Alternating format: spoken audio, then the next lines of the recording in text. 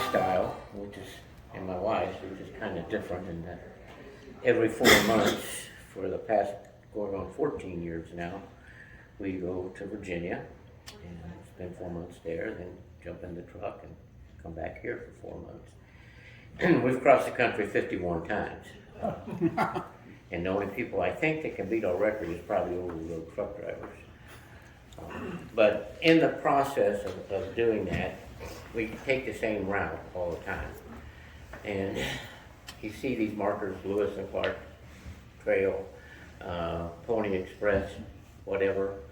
And so my curiosity got pushed a little bit, and I thought, well, I need to expand my horizons a little bit with stamps and whatnot. So I got off a little bit on the Pony Express thing.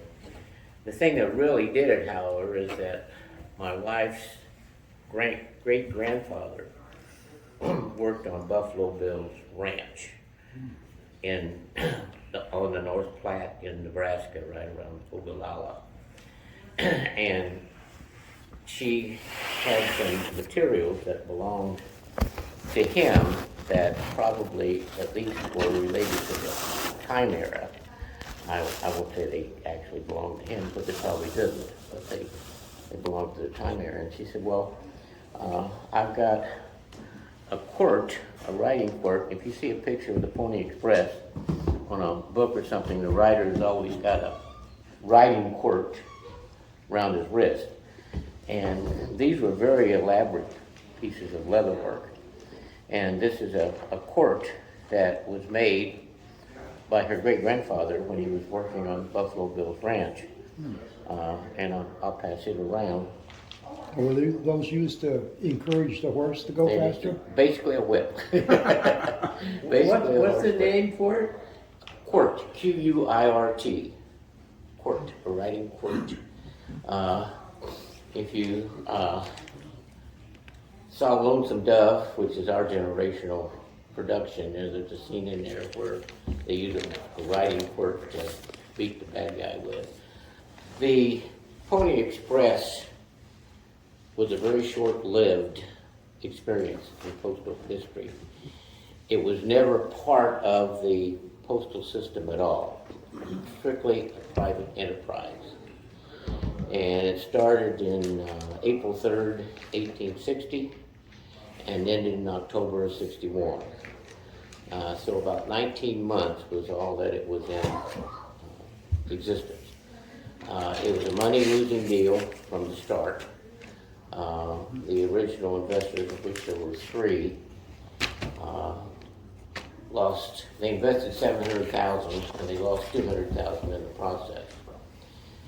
It was contractual to an extent with the U.S. government, but never with the U.S. Postal Service. And of course it did convey postage from one point to another point. In this case from St. Joe's, Missouri, which we drive past every time we come out here, which was a starting point, and it ended in Sacramento. It was about 2,000 miles.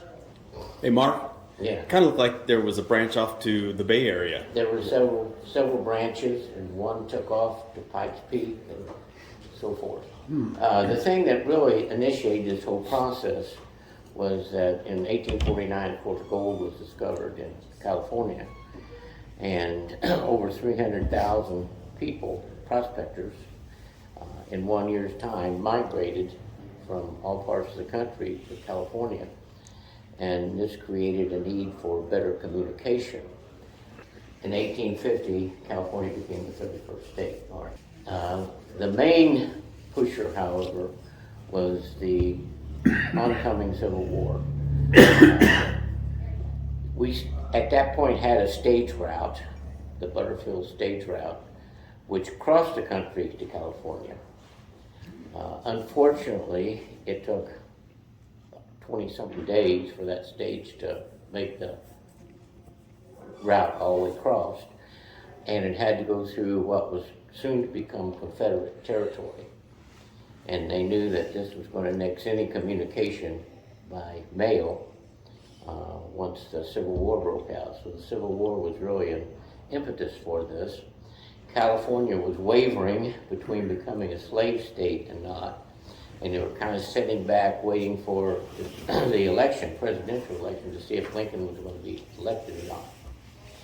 So there was a definite need for communication. Stage lines were subject to weather conditions, Native Americans. There were limited ways of moving the mail, mule train. Remember, we had a song by Frankie Lane called Mule Train. There's a Bible in the pack for Reverend Mr. Black and all that kind of stuff. So the only option after the southern route, stage route, was eliminated was by ship. And the first steamship to do this was the SS California. You can go on, right? And that would have been down around South America? Yes, and this is the Butterfield stage route, and it dipped down through Texas and Arkansas, Confederate territory, and that was soon to be eliminated. Plus the long time constraint to move the mail from point A to point B. Okay, hang on. This is the SS California, was the first Pacific mail ship to carry mail around back up to Sacramento. And there were 5 other ships later to join this ship. This first trip around, it carried a lot of prospectors plus the mail. And when it got to Sacramento, the prospectors jumped off the ship, of course, and headed out, but so did the crew. They lost the whole crew, and the ship had to sit there for several months to build a crew to bring it back around again. Another little tidbit about this ship is that it was the ship that was closest to the Titanic when it sank. Oh, really? And it received the "come help me" message, and it didn't come help them. It probably could have saved a lot of lives if it had responded to that call for help. So there's an interesting side story to this whole thing. You might want to look up the SS California. Marv, Yeah. they carried gold back, didn't they? It carried gold back. Yeah. Yep, yeah, transported gold back. Okay, Brian, please. William Russell, William Waddell, and Alexander Majors were the 3 guys who got together to come up with this idea about moving mail by horse. So their investment initially was they purchased 400 horses, and they made arrangements with various stage relay stations, fur posts, trading posts, to serve as relay stations for the express itself. A good horse cost $50 back in 1850. They spent a minimum of $250 per horse, wanting to get the best, the fastest that they could possibly come up with. The stations were located every 10 miles. So think about that, from St. Joe's to San Francisco, every 10 miles you got a Pony Express relay station. A rider rode 90 miles a day. So they go from one relay station to another. And of course they started at opposite ends of the country on April 3rd when they started the whole process. Riders started both ways. And it was anticipated that they would do it in 10 days, which they did. The one coming east was a few hours late, but not a whole lot. These are the 3 characters that the investors, I call them capital venturists, that come up with the idea and got investors to invest in the whole process. This is an ad where they were wanting riders. They had hundreds of people apply. They settled on 45. You had to be 18 years of age or younger. The youngest was 14, and there were several females that also became riders for the Pony Express. They started out with a pay of $25 a day, and it rose to $50 before the whole process was over. And that was a hell of a lot of money in 1850. The flyer says 25 a week. Yeah, A week? I said no. No, it's not a day. It's a week. 25 a week. A week, yeah. But even then, that's still a lot of money. Still on. They had to take a oath. One of the three investors was very religious, and he required that they take this oath, and the oath, it's as a copy of it up there, you can't really read it, but it says, "I'll not use profane language, I will not use alcohol, I will just be a good person," basically. And I won't promise not to break this rule. On the right is just a picture of an early writer, and he wrote his encounter with some outlaws that tried to steal the mail from him, and he outran them on his pony.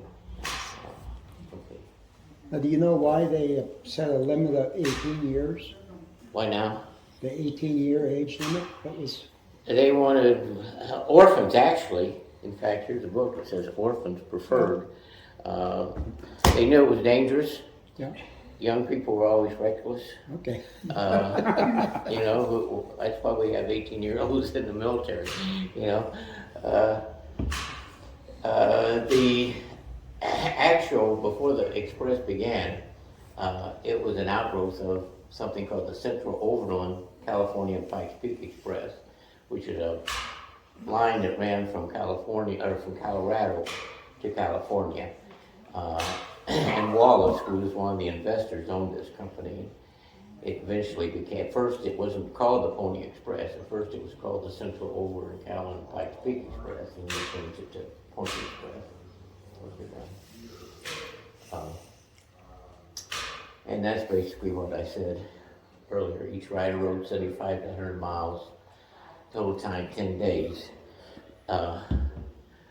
When the presidential election was held and Lincoln got elected, they wanted to get the information to the West Coast as soon as they could. And so they added more relay stations, temporary relay stations, and they did it in 7 days. So in California, in 7 days after the election, they learned that Lincoln had been elected, and that kind of swayed the politics of the state itself. I'm having a problem with the math up there. Since they rode 100 miles a day, it was 2,000 miles, but they made it in 10 days. Every 10 days, they rode 75 to 100 miles a day. Yeah, well, that would take 20 days. Well, Did they ride at night? each rider rode 75 to 100 miles a day with total time 10 days. They did it in 10 days. They rode around the clock, for one thing. But they did it in 10 days. So they And rode. 7 was the record. Did they ride at night also? They rode round the clock. Round the clock. Round the clock, yeah, 24 hours. And this is just a small map of the portion of the relay stations, just to show you how close they were together in proximity and everything. What about this going over the Sierras in the winter? They did it year round. Only for 19 months though. They took all the mountain, but it swung all the way up into Wyoming and then dipped down. So they had to have some very, very bad weather. But they did it. And were they always on time? Or Always were they- on time. Really? Always on time. So even with bad weather, that didn't slow them down? And they only lost 2 riders in the whole process. Well, now, the other thing is you had to stock these relay stations. Was there a backup crew to do that? A lot of the relay stations were stage stations. So they always had a crew there that, would have horses ready, exchange horses. And when a rider would come in 3 minutes is all it took to flip from one horse to another. That horse would be ready, and they had people, they paid people to man those stations. A lot of it was a cooperation with Wells Fargo. The 2 companies were deeply intertwined because Wells Fargo was running a lot of the stage stations at that time. Yeah. Marv, what was the speed of a horse back then, or now? Right? I'm sorry. How fast a horse go? I have no idea. Well, it depends Do the on math. obviously the terrain is Yeah. the main factor. If you're running across Nebraska, that's one thing. If you're running across the Sierra Nevadas or something, that's something else. One time, my wife and I were coming across Nebraska, and we saw the sign said Pony Express relay station, and it was in Gothenburg, Nebraska. So we stopped and go up for it. And that's the station. Oh, that's cool. It had been moved 4 miles from its original location in 1931, But it was kind of cool. It had it set up with a little information center inside, a little souvenir kind of place, and a plaque. And there are several places along the route that they've got similar kinds of information relay stations, or at least signs that said this was a relay station for the Pony Express. Marv, how much rest time do the horses get before they're sent back out again, and also for the riders too? The riders got virtually no rest until they rode their 90 miles. Then they rode their 90 miles, they stayed all night, and when the horse came in from the other direction, then they picked the mail up and took it. So their 90 miles was back and forth then in the 90 same miles area? from point A, 90 miles was from point A to point B. And then they turn around and do the Then they 90 turn going around, back. then So they the go that rider, same route. the They never- riders. one rider never rode all the way across Okay, the so country. one rider generally knew the area pretty well then, since they just went back and forth for 19 months or Right. however long they were employed. Okay, Right. that makes sense.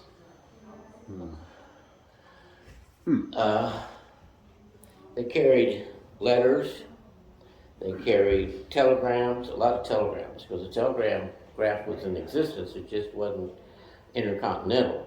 So they carried telegrams sometimes from point A to point B, then that telegram would be transferred somewhere else. They had a lot of branches that split off of it. Newspapers, every rider was issued a Bible for his pouch, because one of these characters was, as I said, quite religious. And I looked on eBay the other day, and they had a reproduction of the Bible for $90. Then I went to Amazon, of all places, and I found a real one, an actual one that had been used, and it was $1,500. So that was the end of that story, trying to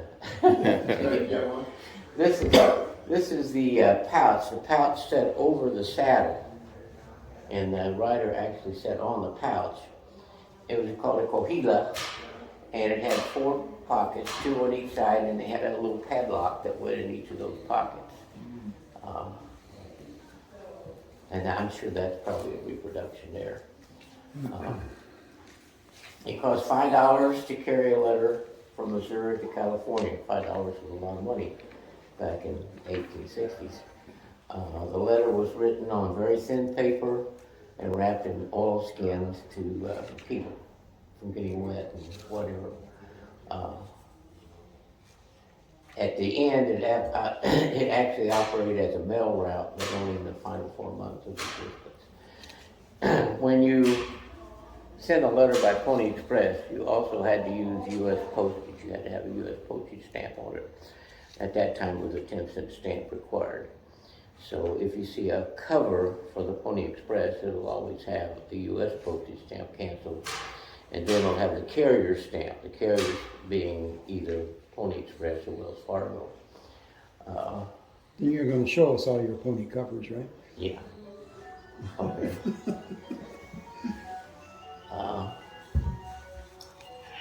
There's nothing there I haven't told you, so it's going Okay. Okay, now the stamp story. Stamp story is not nearly as interesting as a historical story, but there are several stamps that have been issued to commemorate, actually, the Pony Express. So if you go on, Brian, to the next one. And the next, there we go. Those are the 4 items, and by far the most important and most valuable, of course, is 113. And that's a very, very expensive stamp, 1869, so not very long after the demise of the Pony Express. And these are the Wells Fargo examples of Wells Fargo carrier stamps that you might find on correspondence. Okay, go on. And these are the original Pony Express stamps. These have not been canceled. They've been counterfeited extensively, and you almost need to have either an expert or actually have them appraised if you really want to make sure that these have all been authenticated as genuine. If they had cancer marks on them, they would be even more expensive. Most of these run the category $200 to $800 in value if they're mint. What's the denominations on the stamps? They run from. Can't read. Can you read it? That's $4. There's those two are $4. $2, 10 something, 25, 25. Yeah. I'm not sure what the actual denominations are. $25. $25. $25 ones, $10, $5 and dollars. The covers, if you find it, well, let's go this one. These are the cancellations that were used depending upon where the letter started or it was ending up at. This is probably the most common one right here. The starting point was St. Joe's. If you find a cover, and Terry probably can back this up, you've got gold. That's the one thing that was stolen from my father's collection after he died. He had 320 Express covers and they disappeared. I got a phone call one time out here when I was over in Dallas, Oregon, and these guys had an old trunk that came out of a barn, and they were wanting like $50,000 for the contents of it. It was mainly covers more than anything else. And I met him it was kind of a shady deal, so I met him in the fairground parking lot with a loaded revolver in my coat pocket, because in this business you never know who you're going to run into. I mean, one time I gave a talk in here about, so you want to be a stamp dealer, do you? And I gave it 20 examples of people I'd met, and they're interesting characters sometimes. Most of them are really nice people, but you run into some shady characters from time to time. But at any rate, in this trunk, there was a Pony Express, 2 or 3 Pony Express and Wells Fargo covers. And I tried to get the guy to sell them to me, but he wanted some exorbitant amount. And when I got home and started looking up what these were, they really were, I could have made a lot of money or else really enhanced my collection if I had bought them, but I didn't buy them. So next time I went back, 2 days later, somebody else had picked them up. I don't have any covers. I saw one on eBay the other night for $1,500. So if you got Pony Express covers, you got something. There are a number of commemorative covers, first day issues, and things like this that have come along. And So wasn't the it- other thing I wanted to show you, this was found in a sock, wrapped up in a sock in a dresser drawer in a friend of mine's grandfather's house back in Illinois, when we lived in Illinois. And we traced the serial number, the Smith & Wesson, and it's typical of the front. These guys had to furnish their own sidearms. The company would charge them $5 a month if they wanted to buy a sidearm from them. The regular coat was still around, was just out, the single action coat, but it was very heavy. And the Smiths were a lot lighter. So we traced this one. This pistol went through a Confederate lieutenant and ended up back in Nebraska in the same time era. So this could well have been the type of sidearm that the Pony Express rider carried. My wife is a Virginian. She calls me a Yankee all the time. And my friend gave this to her on her birthday one year because of the Confederate officers. So wasn't it the railroad that sort of put the end to Pony Express? Didn't the railroad? Oh, the railroads all converged at St. Joe's, but the railroad, actually the telegraph preceded the railroads in those cases. I'm sure it was contributory, but the Intercontinental Telegraph was the one that really put them The out. Transcontinental Railroad Yeah. was completed in 1869. So it would be a little later. Yeah. Later, Lincoln actually authorized the Transcontinental Railroad. Right. And we're rushed for time, but I was gonna talk a little bit about Buffalo Bill and Legends of the West, and most of you are familiar about the recalled sheet of Legends of the West. That kind of thing. I had some Butterfield covers, and I had a bill of lading, a stage. That's beautiful. A bill of lading. Wow. The waybill is called, of the passengers and how much the passengers had to pay from point A to point B. This is from the Butterfield stage. So I kind of perked my interest, so I just started picking up this stuff and adding more to it. Now, during the 18 months or so that this thing was in operation, did they have problems with the indigenous people? Had a lot of trouble. In fact, they were shut down for almost a month because of some Indian uprising somewhere along the route.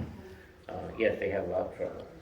And with this scalawags trying to rob them, this kind of thing, that's why they everything they had was directed toward weight, like a backpacker of today. Weight was everything, so they wanted to go as fast as they could and outrun anything and try to catch them.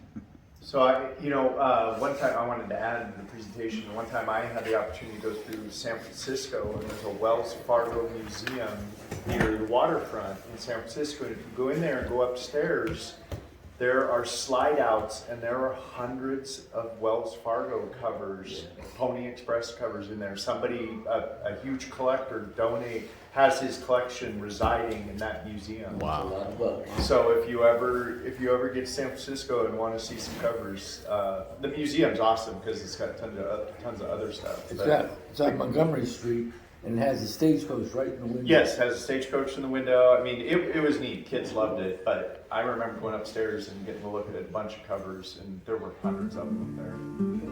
So Anybody going down to West Bank?